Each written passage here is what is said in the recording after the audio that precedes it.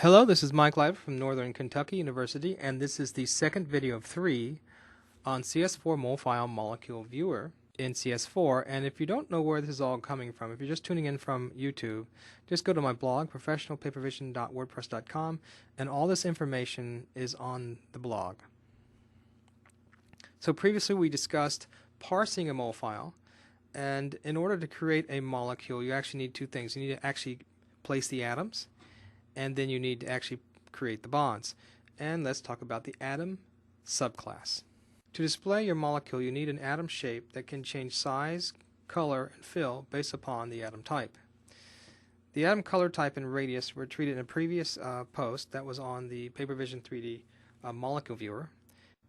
And the atom shape and fill were handled in a previous post on this blog on 3D lines in CS4 using DrawPath.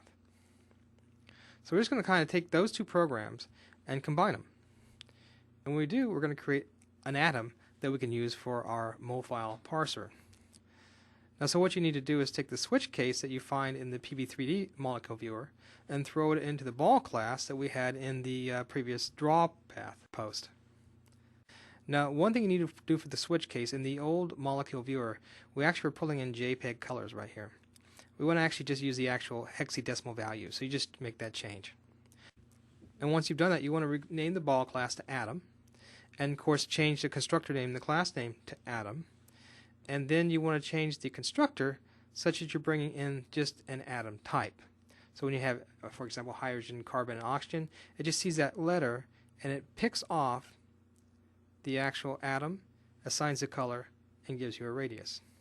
Now, one more cool thing we're going to do at the very bottom of the parser is we're going to add this graphics.begin gradient fill. So previously we've just been doing fills, but this new cool gradient fill, a CS4 property, can give you color, a gradient of that color, and alpha, and basically how that alpha is fanned out. Super, super cool stuff, and we applied it here, and it gives us some nice looking molecules.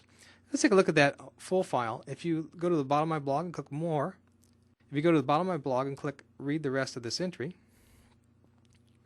I have both the wrapper class and the atom class. Let's pan down to the atom class.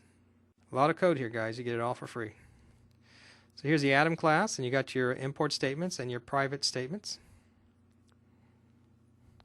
And then you have your switch case right here, which basically you just put in a letter, and that letter comes from the molefile. And once you do that, you have all these atoms, all the atoms you've ever wanted to know, and it chooses an atom, and it assigns a radius and a color.